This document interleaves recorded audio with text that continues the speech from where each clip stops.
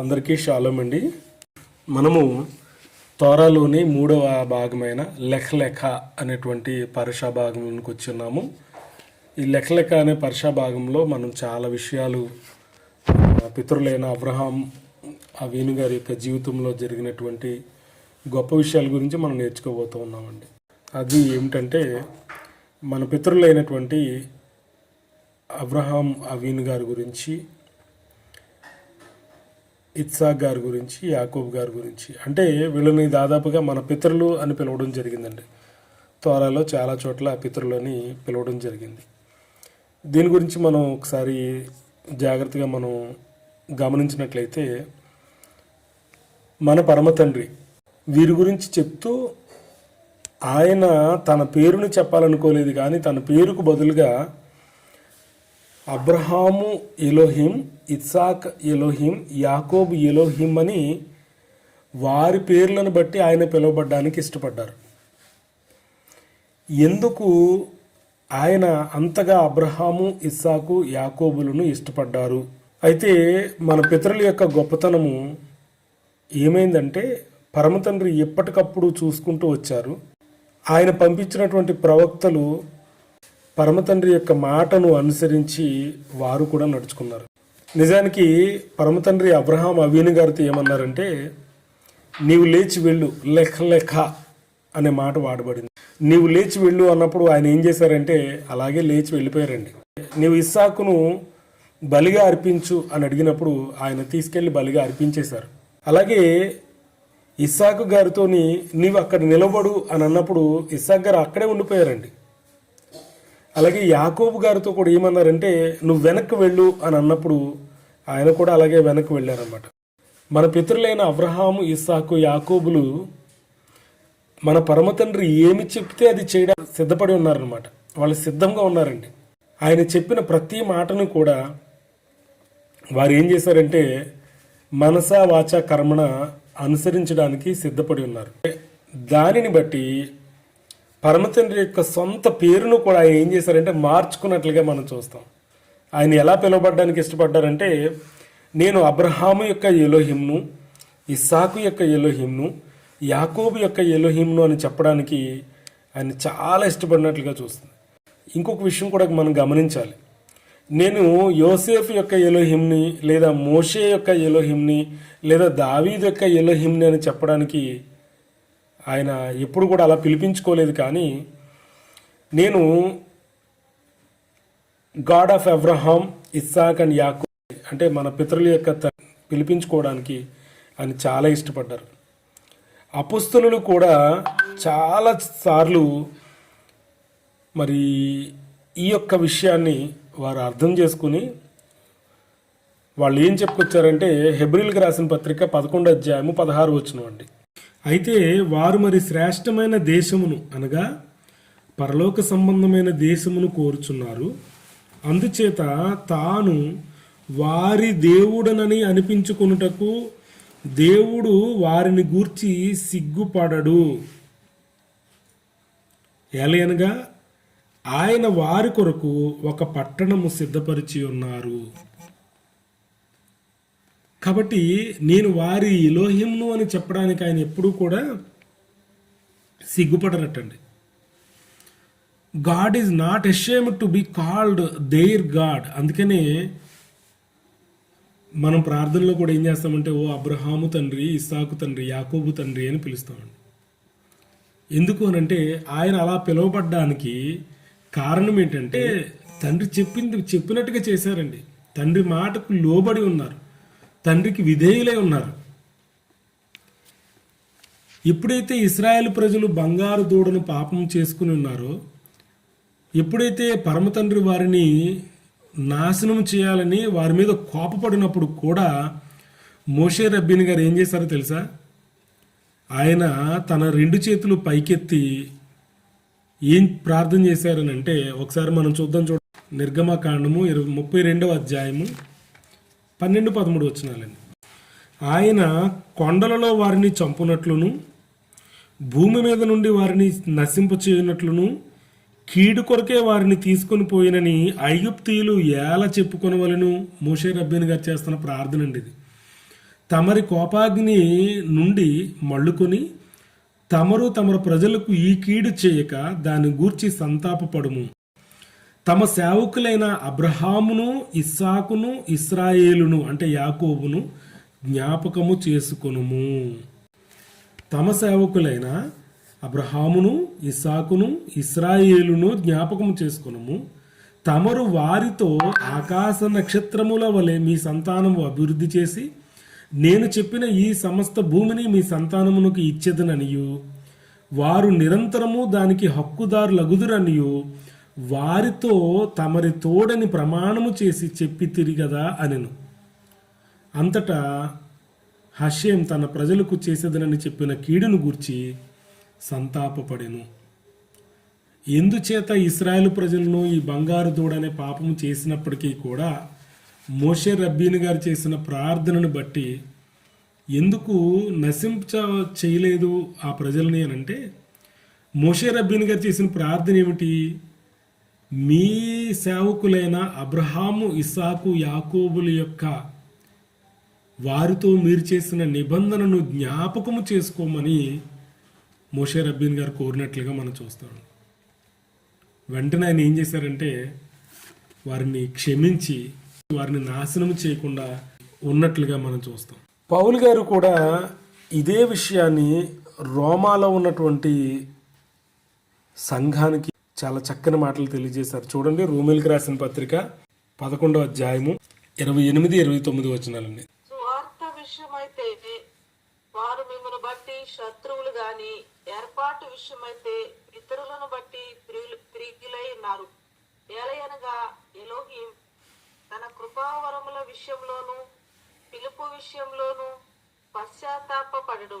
అంటే సువార్త విషయమైతే వారు మిమ్మును బట్టి శత్రువులు కానీ, ఏర్పాటు విషయమైతే మన పితరులను బట్టి ప్రియులై ఉన్నారు అని చెప్తున్నాడు. పితరులను బట్టి ఇంగ్లీష్లో ఏమని రాయబడిందంటే, as far as the good news is in question they are cut off from God on account of you.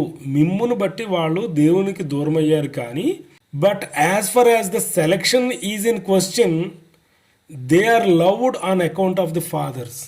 మన పితరులైనటువంటి అబ్రహాము, ఇస్సాకు, యాకోబులను బట్టి వాళ్ళు ఎప్పటికీ తండ్రికి ప్రియులుగానే ఉన్నారు అనే విషయాన్ని అపోస్తులుడైన పౌలు గారు మాట్లాడుతూ ఉన్నారండి. అంతేకాదు పౌలు గారు ఇంకా మరి ఎందుకు ఈ మాట చెప్పారు అని అడిగితే, అసలు పరమ తండ్రి ఇశ్రాయేలు ప్రజలను ఎందుకు ప్రేమించారు, ఎవరిని బట్టి ప్రేమించారు అని అంటే, ద్వితీయోపదేశకాండము 4వ అధ్యాయము 37వ వచనం ఒకసారి చదవండి. ఆయన నీ పితరులను ప్రేమించను. పితరులు అనే మాట బైబిల్లో ఎక్కడ రాయబడినప్పటికీ కూడా అది అబ్రహాము, ఇస్సాకు, యాకోబులకు మాత్రమే సూచన అండి. ఆ ముగ్గురిని కలిపి మాత్రమే వాడబడింది ఆ పదం.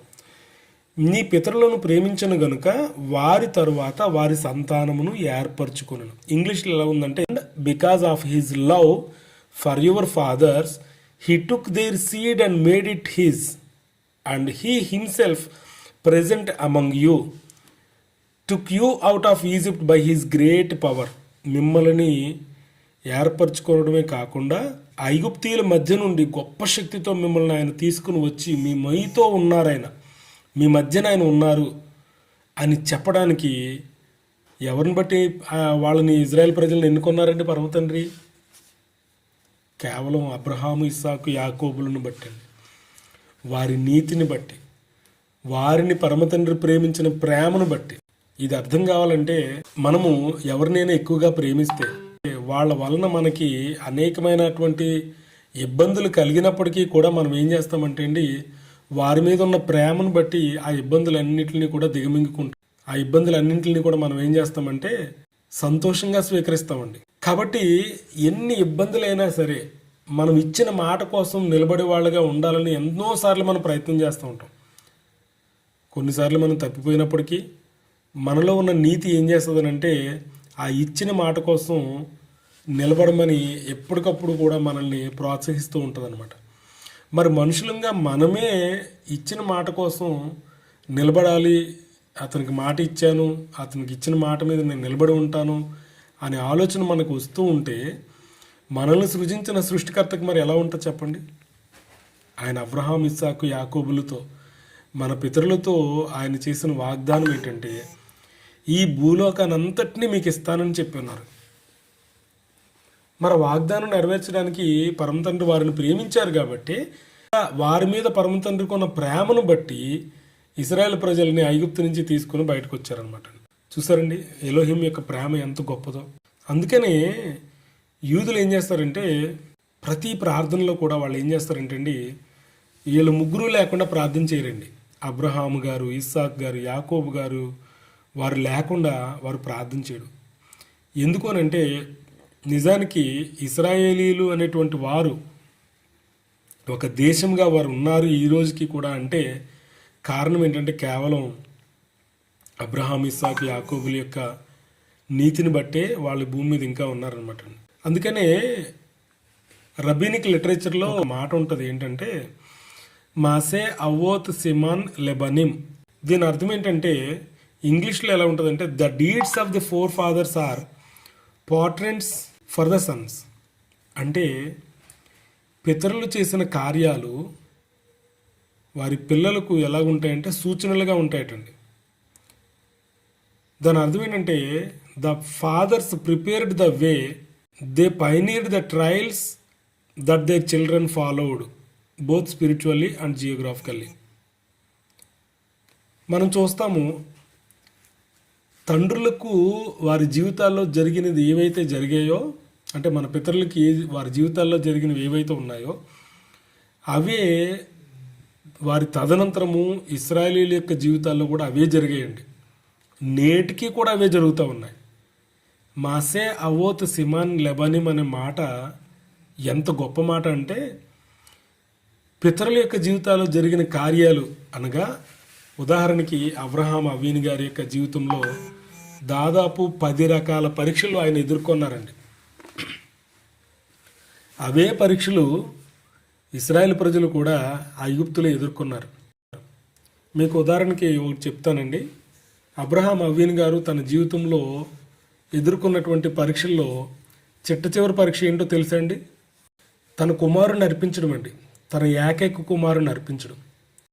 మరి ఇశ్రాయేల్ కూడా ఆ టెస్ట్ వచ్చిందండి. ఐగుప్తుల వాళ్ళు ఉన్నప్పుడు 10 టెస్టులు వచ్చాయి, 10 పరీక్షలు వచ్చాయి. చివరి పరీక్ష ప్రథమ సంతానం. ఐగుప్తీయులందరూ కూడా ప్రథమ సంతానాన్ని పరమ తండ్రికి ఇవ్వకపోవడం వలన వాళ్ళందరూ కూడా చనిపోయారు. కానీ ఇజ్రాయేలీలందరూ కూడా వారి ప్రథమ సంతానాన్ని పరమ తండ్రికి ఇవ్వడం వలన వాళ్ళు ఏం చేయబడ్డారంటే రక్షించబడ్డారండి. తండ్రుల జీవితాల్లో ఏదైతే జరిగినాయో అవే వారి యొక్క పిల్లల జీవితాల్లో కూడా జరుగుతాయి అన్న విషయాన్ని మనం ఇక్కడ గమనించండి. చూడండి, ఇజ్రాయెల్ ప్రజలు మరి వాగ్దాన దేశంలో నుంచి ఐగుప్తులోనికి వెళ్ళారు. ఐగుప్తులో బానిసత్వం చేశారు. తిరిగి మరలా బానిసత్వం నుంచి విడిపించబడి వాగ్దాన దేశానికి చేర్చబడ్డారు. అదేవిధంగా నేటికి కూడా ఇజ్రాయెల్ ప్రజలు ఏం చేస్తున్నారంటే చెరలోనికి వెళ్తూ ఉన్నారు. చెరలోనికి వెళ్ళి భయంకరమైన బాధలు అనుభవిస్తూ ఉన్నారు. పరమ తండ్రి వారిని విడిపించినప్పుడు వారు తిరిగి మరలా వాగ్దాన దేశానికి చేరుకుంటారు. ప్రతిసారి జరుగుతుందండి. మనం రీసెంట్గా కూడా చూసాం. 2023లో మరి దాదాపు 1500 మంది మరి అక్కడ హమాస్ యొక్క చెరలో వారి గాజా అనేటువంటి పట్టణం లేదంటే ఆ యొక్క దేశంలోనికి వెళ్ళి తీసుకెళ్ళిపోయినప్పుడు దాదాపు 2 సంవత్సరాలు వారు ఏం చేయబడ్డారంటే చెరలోనే ఉంచబడ్డారండి. భయంకరమైన బాధలు, భయంకరమైన శ్రమలు అనుభవించారు. ఏ రోజున వాళ్ళందరూ కూడా చెరలోనికి పట్టబడ్డారో అదే రోజున తిరిగి మరలా వారందరూ కూడా చెర నుండి విడుదల చేయబడ్డారండి. ఏమవుతుంది ఇక్కడ అని అడిగితే యూదులు మరియు అన్యజనులు కూడా వీళ్ళందరూ కూడా ఎవరి బిడ్డలు అని అంటే అబ్రహాం, ఇస్సాకు, యాకోబుల యొక్క బిడ్డలేనండి. అందుకని మనందరం కూడా ఏం చేస్తామనంటే ఆత్మీయమైనటువంటి బిడ్డలుగా ఉన్నాం. మనందరం కూడా అబ్రహాం, ఇస్సాకు, యాకోబులకు మరి కుమారులుగాను కుమార్తెలుగాను ఉన్నామండి. అందువల్ల మన జీవితాల్లో కూడా అబ్రహాం అవీని గారి జీవితంలో వచ్చిన పరీక్షలే వస్తూ ఉంటాయి. ఇశ్రాయేలు ప్రజల యొక్క జీవితాల్లో వచ్చినటువంటి పరీక్షలే మనకే వస్తూ ఉంటాయి. ఎందుకనంటే మనము అబ్రహాం, ఇస్సాకు, యాకోబుల యొక్క పిల్లలం కాబట్టి. అయితే మనం నిజంగానే మన మన పితరులైనటువంటి అబ్రహాం, ఇస్సాకు, యాకోబుల యొక్క అడుగుజాడల్లో మనం నడుస్తున్నామా లేదా? వారు ఎంతో విశ్వాసం కలిగి పరమతండ్రి లేమంటే లేచారు, ఇక్కడ ఆగు అంటే ఆగారు, ఎక్కడి నుంచి వెళ్ళు అంటే వెళ్ళారు. నిజంగా మనం పరమతండ్రి యొక్క మాటను ఆలకించే వాళ్ళంగా ఉన్నామా లేదా? ఒకసారి ఆలోచించండి ప్రియ సహోదరులారా. మనము పరమతండ్రి యొక్క బిడ్డలుగా అంటే అబ్రహాము, ఇస్సాకు, యాకోబుల యొక్క బిడ్డలుగా కంటే తోమా యొక్క బిడ్డలుగా ఉండడానికి ఇష్టపడుతూ ఉంటాం ఎక్కువసార్లు. అనుమానం. తోమా గారి యొక్క బిడ్డలు అంటే ఏంటంటే అనుమానపు బిడ్డలు అండి. ప్రతిదీ అనుమానించడమే, మనకేం తెలియదండి. మరి చాలాసార్లు మనం ఏం చేస్తామంటే వాక్యాన్ని పరీక్షిస్తూ ఉంటాం. నిజమే, మంచిదే. వాక్యాన్ని పరిశీలించి దాన్ని ఎలా అవగాహన చేసుకోవాలో అలా అవగాహన చేసుకోవడం మంచిదే. కానీ మనం ఏం చేస్తామంటే దానికి టెస్టులు పెడతా ఉంటామండి, వాక్యానికి టెస్టులు పెడతా ఉంటాం. కానీ మనం వాక్యానికి టెస్టులు పెట్టకూడదండి, వాక్యమే మనల్కి టెస్టులు పెట్టాలి.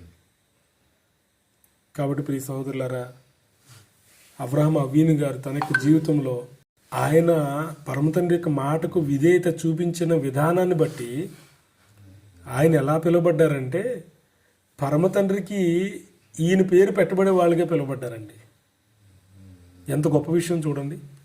ఇప్పటికీ కూడా మనము అమీద ప్రార్థన చేస్తూ ఉంటాం. అమీద అంటే నిలబడి చేసే ప్రార్థనలు. దాదాపు 19 ప్రార్థనలు ఉంటాయండి. దీంట్ని షెమని ఎస్రే అని పిలుస్తారు.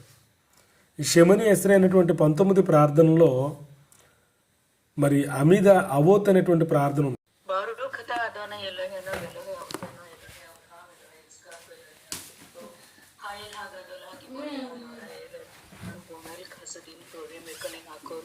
וזכר כסדי אהות ומי גויר לבני ביניהם למען שמו באהבה מלך כל זעיר ומשיח ומגן ברוך אתה אדוני మగన్ అబ్రహాం. మగన్ అబ్రహాం చివరిలో ఎలా ముగించారమ్మా మీరు?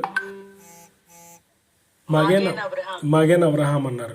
అబ్రహాం అవిను వారి డాలు. అవునండి, అబ్రహాము గారి యొక్క రక్షణ కవచమా, మా ప్రార్థన వినుము అని మనం ముగించాం.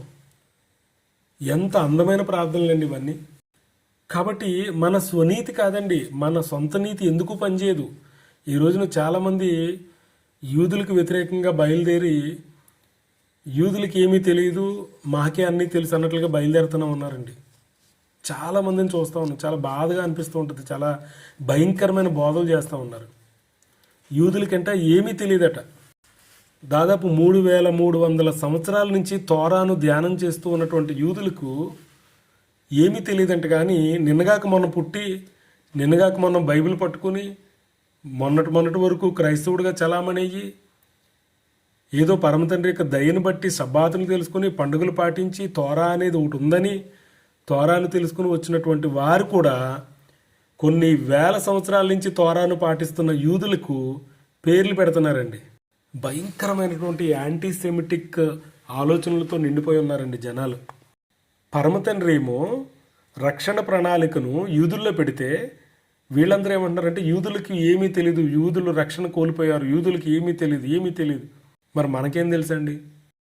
యూదులు తోరా యొక్క ప్రతి మాటను కూడా చాలా క్షుణ్ణంగా పరిశీలించి అందులో ఉన్న అర్థమేంటి అనేది తెలుసుకొని మరి వారు ముందుకు వెళ్తూ ఉంటే మనం వెళ్ళి వాళ్ళని ఎద్దేవా చేసే వాళ్ళగా ఉన్నాం. ఒక ఆయన అంటూ ఉంటాడు, పేరు మోసిన ఆయన, ఈ గ్రంథం అంట యూదులది కాదంట, ఈ గ్రంథం అంట ప్రపంచంలో ఉన్న సమస్త మానవాళిదినంట. అలాగే విశ్రాంతి దినము, పండుగలు ఇవన్నీ కూడా యూదులివి కాదు, ఇవన్నీ కూడా సర్వమానవాళివి అని చెప్తా ఉన్నాడు ఆయన. ఈ గ్రంథం అంతా ఎవరికి ఇవ్వబడిందండి? ప్రతి మనిషికి పిలిచి ఇవ్వలేదండి ఆయన. ప్రతి మనిషికి మీరందరూ రండి అని సమస్త మానవాళ్ళని పిలిచి వాళ్ళందరికీ ఇవ్వలేదండి. కేవలం ఎవరికి ఇచ్చారు అని అడిగితే మోషే రబ్బీన్ గారికి ఇచ్చారు.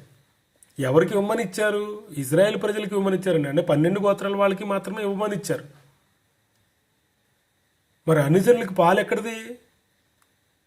అన్ని జనులు ఎవడైనా సరే ఈ యొక్క ధర్మశాస్త్రాన్ని పాటిస్తూ ఈ యొక్క ఇశ్రాయేలీలు దేవుణ్ణి ఆరాధన చేయాలనుకుంటే ఈ ఇశ్రాయేలీలు ఏ విధంగా ఆరాధన చేస్తారో అలాగే ఆరాధన చేయమని చెప్పాడండి. మీకును మీలో ఉన్న పరదేశుకుని ఒకటే కట్టడ, ఒకటే నియమం, ఒకటే తోరా. అన్ని జనులకు ఒక తోరా, యూదులకు ఒక తోరా ఇవ్వలేదండి.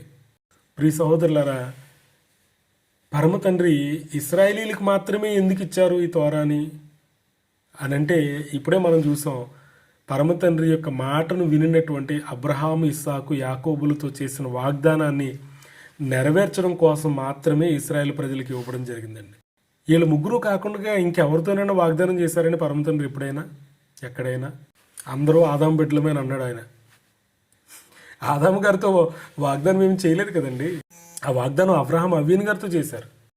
కాబట్టి పరమ తండ్రి అబ్రహాము గారికి ఇచ్చినటువంటి వాగ్దానము నేటికి కూడా నెరవేర్చబడడానికి ఆయన అనేకమైన ప్రణాళికలు రచించారండి. యోహాను సువార్త 4వ అధ్యాయం 22వ వచనంలో ఏముందంటే, రక్షణ యూదులలో నుండియే కలుగుచున్నది. Salvation comes from Jewish people. రక్షణ యూదుల్లో నుండే కలుగుచున్నదని ఈ మాట నేను చెప్పట్లేదు, లేదంటే ఇంకొక మనిషి ఎవరో చెప్పట్లేదు. కానీ ఎవరు చెప్పారంటే సాక్షాత్తు యెషువా మెస్సయ్య చెప్పారండి. ఆయన మాటకు కూడా విధేయత చూపించరా మీరు? ఆయన మాటకు కూడా విలువ లేదండి? మీరు మీకు తెలియని దానిని ఆరాధించువారు. సమరయ స్త్రీతో మాట్లాడుతున్నమాట. సమరయులంట వారికి తెలియని దానిని ఆరాధిస్తున్నారట. మేము మాకు తెలిసిన దానిని ఆరాధించువారు. మేము మాకు తెలిసిన దాన్ని. ఇంగ్లీష్లో ఎంత చక్కగా ఉందండి ఈ మాట అంటే, you give worship but without knowledge of what you are worshipping. We give worship to what we have knowledge of. మేము ఆరాధన చేస్తున్నాం, మాకు నాలెడ్జ్ ఉంది, ఆ జ్ఞానం మాకు ఉంది అని చెప్తున్నారు ఆయన. For salvation comes from the juice. రక్షణ యూదుల్లో నుండే వస్తుంది. ఎందుకనంటే ఈ రక్షణ ప్రణాళిక వారి దగ్గర ఉందండి మొదటి నుంచి. కాబట్టి సువార్త కూడా ఎవరికి చెప్పబడిందని అంటే మొట్టమొదట యూదులకే చెప్పబడిందండి. అన్యజనులకి ఏమి చెప్పబడలేదు. రోమీలకు రాసిన పత్రిక 1వ అధ్యాయము వచనంలో, సువార్తను గూర్చి నేను సిగ్గుపడివాడను కాను, ఏలయనగా నమ్ము ప్రతివానికి, మొదట యూదునికి. ఎవరికండి? మొదట యూదునికి, గ్రీసు దేశస్థునికి కూడా రక్షణ కలుగుచేటుకు అది శక్తి, ఎలోహిం శక్తి అయి ఉన్నది. Jews are in the first place అండి. ఈ రోజున చాలా భయంకరంగా మాట్లాడుతున్నటువంటి వాళ్ళు మన మధ్యనే ఉన్నారు సహోదరులారా. చూడండి, రోమీలకు రాసిన పత్రిక, అదే రోమీలు రాసిన పత్రికలో పౌలు గారు ఏమి చెప్తున్నారంటే 3వ అధ్యాయము 1వ వచనంలో, అయితే యూదునికి కలిగిన గొప్పతనం ఏమిటి? సున్నతిని వలన ప్రయోజనం ఏమిటి? ప్రతి విషయమందును అధికమే. ప్రతి విషయమందును కూడా యూదునికి కలిగే గొప్పతనం ఏంటి అని అడిగితే ప్రతి విషయంలోనూ అధికమే వాళ్ళకి. మొదటిది, దేవోక్తులు యూదులు పరము చేయబడిను. దేవోక్తులు ఎవరు పరము చేయబడ్డాయండి అంటే, పరమ తండ్రి యొక్క మాటలు కానీ, ఆయన యొక్క తోరా కానీ, ఆయనకున్నటువంటి సమస్తము కూడా ఎవరికి ఇవ్వడం జరిగిందని అంటే యూదులకే ఇవ్వబడిందని రాయబడిందండి. పౌలు గారు పౌలు గారు పత్రికలు పట్టుకుని మనం యూదులకి రక్షణ, పరమ తండ్రి వారిని వదిలిపెట్టేశారు, యూదులు ఇంకెందుకు పనికిరారు అని ఏదైతే అనుకుంటున్నారో, అదే పౌలు గారు ఏం చెప్తున్నారంటే, మచ్ ఇన్ ఎవ్రీ వే, ప్రతి దాంట్లో కూడా వాళ్ళకే ఎక్కువ. First of all because the words of God were given to them. పరమ తండ్రి యొక్క మాటలు వారికే ఇవ్వబడ్డాయి మొట్టమొదటిగా. ఈ విషయం కూడా తెలియకుండా చాలా భయంకరంగా మాట్లాడుతున్నారండి. ఇదే పౌలు గారు రోమీలకు రాసిన పత్రిక, ఇదే రోమీలకు రాసిన పత్రికలో 9వ అధ్యాయం 4వ వచనంలో కూడా చాలా చక్కగా మాట్లాడుతున్నారండి ఆయన. వీరు ఇశ్రాయేలీలు దత్తపుత్రత్వమును, మహిమ, నిబంధనలు, ధర్మశాస్త్రము, ప్రధానము, అర్చనలు, ఆచారాలు మొదలగు వాటన్నిటిని కూడా, పైగా వాగ్దానాలు కూడా వీరివి అని చెప్తున్నాడు. ఇంగ్లీష్లో చూద్దామండి. Who are Israelites who have the place of the sons, అంటే కుమారుల యొక్క స్థానము. And gave the glory, and the glory, glory అంటే షెకినా అండి. షెకినా ఎవరు చూశారు ప్రపంచంలో? ఇప్పుడు యూదులకు వ్యతిరేకంగా మాట్లాడుతున్నాడు ఎవడో కూడా, ఒక్కడు కన్ను కూడా కనిపించి ఉండదండి. And the agreements with God, పరమ తండ్రితో చేసుకున్నటువంటి అగ్రిమెంట్స్, నిబంధనలు. And the giving of the law, ధర్మశాస్త్రము కూడా వారికే ఇవ్వబడింది. అండ్ ద వర్షిప్, ఆరాధన విధానం కూడా వారికే తెలియపరచబడింది. And the hope offered by God, పరమ తండ్రి యొక్క నిరీక్షణ కూడా వారికే ఇవ్వబడిందండి. ఇవన్నీ వాళ్ళకే ఇవ్వబడితే మనమెవరు అండి వాళ్ళకి కాదు అని చెప్పడానికి? ఒక పెద్ద బోధకుడు ఏం చెప్తాడంటే, వాళ్ళు కొట్టివేయబడ్డారు, వాళ్ళు శపించబడ్డారు, వాళ్ళు నాశనం చేయబడ్డారు, వాళ్ళు తీసివేయబడ్డారు. ఇప్పుడు మనమే ఇస్రాయేలీలు, మనమే ఆత్మీయ ఇస్రాయేల్. మళ్ళీ ఇజ్రాయెల్ అనే పదానికి ముందు మళ్ళీ ఆత్మీయ అని పెడుతూ ఉంటాడు. మళ్ళీ ఆత్మీయ ఇస్రాయేలీలు. అదే పౌలు గారు రోమేలుకు రాసిన పత్రిక 11వ అధ్యాయం ఏం చెప్తున్నాడంటే, అలాగైన ఎడల నేను అడుగునిదేమనగా ఎలోహిం తన ప్రజలను విసర్జించిన అట్లనరాదు, నేను కూడా ఇశ్రాయేలీయుడను. అట్లా అనకూడదు అని పౌలు గారు చెప్తుంటే మనమెవరమండి అనడానికి? నేను కూడా ఇశ్రాయేలీయుడను, అబ్రహాము సంతానమందలి బెన్యామీను గోత్రమునకు పుట్టినవాడును. మళ్ళీ 2వ వచనంలో ఏం చెప్తున్నాడంటే, తాను ముందెరిగిన తన ప్రజలను ఎలోహిం విసర్జింపలేదు అని స్పష్టంగా పౌలు గారు మాట్లాడుతూ ఉంటే మనకు నోరు ఎలాగ వస్తుందండి అనడానికి? యూదులు విసర్జించాడు తండ్రి, యూదుల రక్షణలో నుంచి కోల్పోయారు, యూదులు వేరైపోయారు, యూదుల్ని దేవుడు ఇప్పుడు పట్టించుకోవట్లేదు, యూదుల్ని కొట్టివేశాడు, ఇప్పుడు మనమే ఆత్మీయ యూదులు. ఏ అర్హత ఉందని మనం చెప్పుకోవడానికి? ఇదే 11వ అధ్యాయంలో ఇంకా ఏం మాట్లాడుతుందంటే చూడండి, 11వ వచనంలో, నేను అడుగునది ఏమనగా వారు పడిపోనట్లుగా తొట్టిల్లిరా, వారు పడిపోయారా, అట్లా అనరాదు అని చెప్తున్నాడు. అట్లా అనరాదు, అలాగ అనకూడదు అని చెప్తుంటే, అలాగ అనొద్దురా బాబు అని పౌలు గారు పదే పదే మొర్ర పెట్టుకుని చెప్తూ ఉంటే మాట్లాడే వాళ్ళని ఏమనాలి చెప్పండి? మాట్లాడే వాళ్ళకి ఈ బుద్ధి ఉందని చెప్పాలా, లేకపోతే వీళ్ళకి జ్ఞానం ఉందని చెప్పాలా, లేకపోతే వీళ్ళ కళ్ళు మూసిపోయి మాట్లాడుతున్నారని చెప్పాలా? ఏమని చెప్పాలండి? యూదులకు వ్యతిరేకంగా మాట్లాడే వాళ్ళని ఏమని చెప్పాలి? పరమతండ్రి చక్కని వాగ్దానం చేస్తూ ఉన్నారండి. జకర్యా గ్రంథము 2వ అధ్యాయం 8వ వచనం, సైన్యములకు అధిపతి హష్యం సెలవిచ్చినది ఏమనగా, మిమ్మును ముట్టినవాడు తన కనుగుడ్డును ముట్టినవాడిని ఎంచి తనకు ఘనత తెచ్చుకొనదలిచి మిమ్మును దోచుకున్న అన్ని జనులు ఎద్దుకున్న ఆయన నన్ను పంపి ఉన్నాడని చెప్తున్నారు. అంటే ఎవరైనా యూదులను టచ్ చేస్తే వాళ్ళు ఎవరిని టచ్ చేసినట్టు తెలుసండి? పరమతండ్రి యొక్క కనుగుడ్డును. ఇక్కడ ఇంగ్లీష్లో కూడా ఎంత చక్కగా రాసింది, for this is what the ఆషియం of armies has said, in the way of glory he has sent to me to the nations which I have taken your goods, for anyone touching you is touching what is most dear to him. పరమతండ్రికి అత్యంత ప్రియమైనది ముట్టినట్లుగా ఆయన భావిస్తారండి.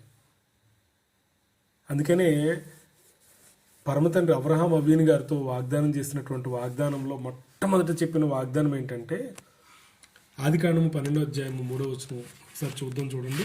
నిన్ను ఆశీర్వదించు వారిని ఆశీర్వదించదను, నిన్ను దూషించు వారిని శపించదను.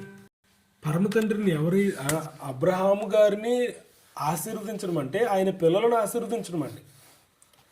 ఎవరైతే అబ్రహాము గారి యొక్క పిల్లలను ఆశీర్వదిస్తారో వాళ్ళని పరమతండ్రి ఆశీర్వదిస్తానని చెప్పారు. ఎవరైతే అబ్రహాం అవ్వీని గారి యొక్క పిల్లల్ని శపిస్తారో వారిని పరమతండ్రి శపిస్తారట. బిలాము లేదా బాలాము అని పిలుస్తారని. వాళ్ళు ఏం చేయబోయారు అని అంటే ఇశ్రాయేల్ ప్రజల్ని శపించిపోయారు. శపించడానికి వచ్చి ఏం చేశారంటే ఇజ్రాయేల్ ప్రజలను దీవించి వెళ్ళారండి. వారి నోటి వెంబడి వచ్చే మాటని కూడా పరమతండ్రి కంట్రోల్లో పెట్టగలరు. ఇప్పుడు ఎలా తయారైపోయారంటే అండి, ఒక తండ్రి ఉన్నాడు, తన సొంత బిడ్డలు ఉన్నారు. తన సొంత బిడ్డలు తప్పు చేస్తే తండ్రి మందలించుకుంటాడు, మరలా సాయంత్రానికి కౌగులించుకుంటాడు, వాళ్ళని ముద్దు పెట్టుకుంటాడు. ఒక దెబ్బ కొట్టినా కూడా తండ్రి బాధపడి దగ్గరికి చేర్చుకుని, ఒరే ఇంకెప్పుడు ఇలా పని చేయకురా అని చెప్పి బ్రతిమాలుతాడు. పక్కింటోడు చూసి, ఒరే మీ నాన్న మిమ్మల్ని కొట్టాడు కదా, మీరు ఎదవలరా అని తిట్టాడు అనుకోండి, ఆ తిట్టిన మాట ఈ తండ్రికి వినబడితే ఏం చేస్తాడు చెప్పండి? గొడవ వేసుకుని కూర్చుంటాడు అన్నమాట. కాబట్టి ప్రియ సహోదరులారా, ఎవరైతే యూదులను ద్వేషిస్తూ ఉన్నారో, ఎవరైతే యూదులకు వ్యతిరేకంగా మాట్లాడుతూ ఉన్నారో చాలా జాగ్రత్త అండి. పరమతండ్రి ప్రపంచానంతటికీ తెలియజేస్తూ ఉన్నారు, యూదులతో పరమతండ్రి ఉన్నారు నేటికి కూడా. అటువంటి రోజుల్లో కూడా ఇంకా మనం యూదులను ద్వేషించుకుంటా, ఇంకా యూదులకు వ్యతిరేకంగా మాట్లాడుకుంటా కూర్చుంటే 3300 సంవత్సరాల అనుభవం ఉన్నటువంటి, తోరాలో అనుభవం ఉన్నటువంటి యూదులకి తెలియనిటువంటిది మనకెలా తెలిసిపోతుంది? ఈరోజు చాలామంది, నిన్న ఒక ఆయన్ని కలిశానండి, ఆయన ఏం చేశాడంటే ఒక కొత్త క్యాలెండర్ తయారు చేశాడంట. చాలా భయంకరమైన మాటలు మాట్లాడాడండి అతను. ఈ పండుగలు పాటించేవాళ్ళు, ఈ సబ్బాతులు, నియామక కాలాలు, ఈ నెల పొడుపులు పాటించే వాళ్ళందరూ దొంగలని చెప్పాడు. భయంకరమైన బూతు మాటలు మాట్లాడాడండి. ఒక సువార్థికుడు, సేవకుడు నోటి వెంబడి అసహ్యమైన మాటలు వస్తూ ఉన్నాయి. యూదులకి, రబ్బీలకి వాళ్ళకి ఏమీ తెలియదు అంటే పెద్ద గడ్డాలు పెంచుకొని తిరగడం తప్ప, వాళ్ళ పోజులు కొట్టడం తప్ప వాళ్ళకి ఏమీ తెలియదు. జ్ఞానం అంతా నా దగ్గర ఉందని చెప్తున్నాడు అతను. విర్రవీగే తత్వం అండి, భయంకరమైన విర్రవీగే తత్వం. ప్రియులారా, పరమ తండ్రి చూపించినటువంటి వాగ్దాన దేశానికి, ఆ యొక్క మట్టికి, ఆ దేశం యొక్క మట్టికి వ్యతిరేకంగా మాట్లాడితేనే ఊరుకోలేదు ఆయన. ఆయన బిడ్డలకు వ్యతిరేకంగా మాట్లాడితే ఆయన ఎలా ఊరుకుంటారు చెప్పండి? కాబట్టి సహోదరులారా, మీకు మనకు చేతనైతే యూదులను ప్రేమిద్దాం, లేదంటారా త్వరని నేర్చుకోవడానికి ప్రయత్నం చేద్దాం. అంతే తప్ప వాళ్ళని ద్వేషించుకుంటూ వాళ్ళకి ఏమీ తెలియదంటే మనకేం తెలుసు? నిన్నగాక మొన్న వచ్చిన మనకే అన్నీ తెలుసని అనుకుంటే ఎలా? 3300 సంవత్సరాల అనుభవం ఉన్నటువంటి వారే గమ్మున ఉంటున్నారే. నిన్నగాక మొన్న వచ్చినటువంటి మనమే ఎగిరెగిరి పడతా ఉంటే వాళ్ళకేమీ తెలియదు, వాళ్ళకేమీ తెలియదు, వాళ్ళకేమీ తెలియదు అని అంటూ ఉంటే మరి పరమ తండ్రి ఊరుకొని చూస్తూ ఉండరండి. కాబట్టి తండ్రి తన తగిన సమయం కోసం ఎదురు చూస్తూ ఉన్నారు. సమయం వచ్చినప్పుడు ఆయన ఖచ్చితంగా తెలియజేస్తారు. కాబట్టి మనం చాలా జాగ్రత్తగా అబ్రహాము, అవ్వీని గారి యొక్క పిల్లలుగా ఉండడానికి ఇష్టపడదాం. అబ్రహాము గారు చేసినటువంటి క్రియలు ఏవైతే ఉన్నాయో మనము కూడా చేయడానికి ఇష్టపడదాం. తండ్రి తన మాటలు దీవించి ఆశీర్వదించును గాక.